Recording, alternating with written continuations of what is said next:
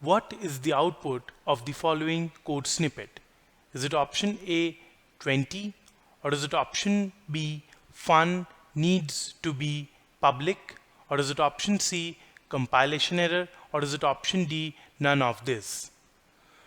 So if you see, this is a fun method, a method named fun, which is a non-static method, and this is called inside a static main function method.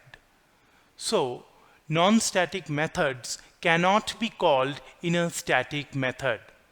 So let's run this code in the IDE and see the output.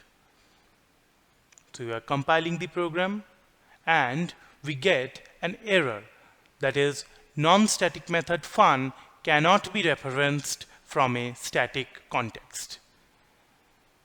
Hence our option C, that is compilation error, is the correct answer.